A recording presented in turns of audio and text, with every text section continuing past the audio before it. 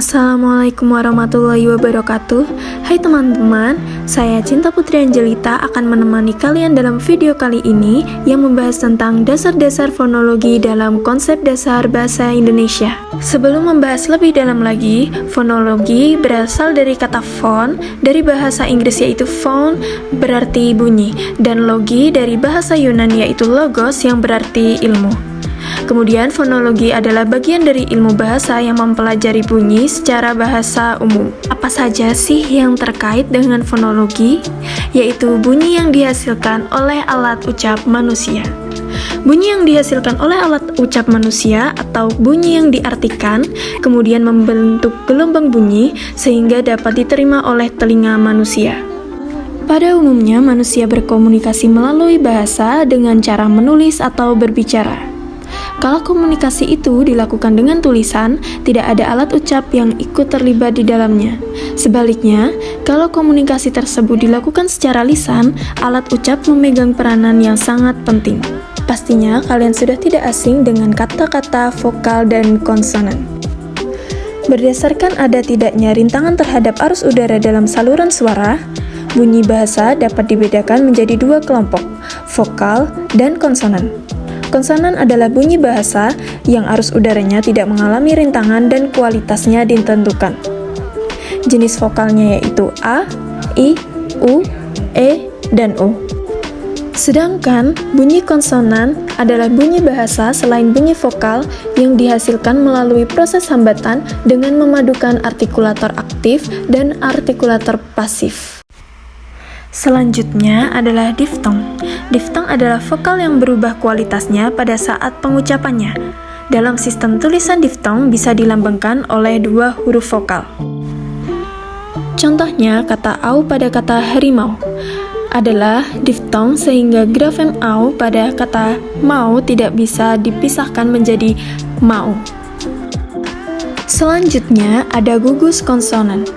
Gugus konsonan adalah deretan dua konsonan atau lebih yang tergolong dalam satu suku kata yang sama.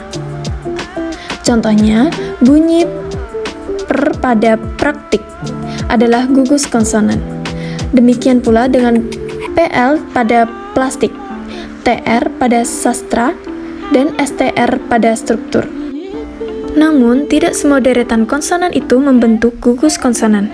Dalam bahasa cukup banyak kata yang memiliki dua konsonan yang berdampingan, tetapi belum tentu deretan itu merupakan gugus konsonan. Lalu, fonem dan grafem. Jika kita berbicara tentang vokal dan konsonan seperti yang telah kita lakukan, kita berbicara tentang bunyi bahasa yang harus dibedakan dari tulisan, yaitu fonem dan grafem. Fonem harus dibedakan dari grafem. Fonem merujuk ke bunyi bahasa, sedangkan grafem merujuk ke huruf atau gabungan huruf sebagai satuan perlambang fonem dalam sistem ejaan. Oleh karena fonem lazim dilambangkan dengan huruf dalam penulisannya, sedangkan tidak tampak perbedaannya dari grafem. Lanjut ke suku kata. Suku kata adalah bagian kata yang diucap dalam satu hembusan nafas dan umumnya terdiri atas beberapa fonem. Contohnya, pergi, per, dan gi. Memiliki dua hembusan nafas. Kepergian, ke, per, gi, yan. Memiliki 4 hembusan nafas. Begitu juga dengan kata-kata yang lain. Fonologi dibagi menjadi dua, fonetik dan fonemik.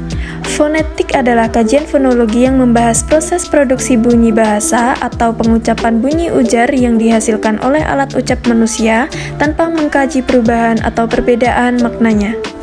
Ada 3 jenis fonetik. Yang pertama, fonetik akustik, yaitu yang menyelidiki ciri-ciri fisik bunyi bahasa. Yang kedua, fonetik artikulatoris, yaitu menyelidiki bunyi bahasa berdasarkan alat-alat ucap dalam artikulasi.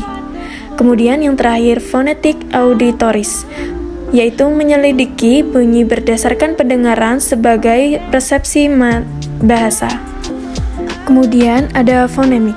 Fonemik merupakan kajian fonologi mengenai sistem fonem atau satuan bunyi terkecil yang mampu menunjukkan kontras makna.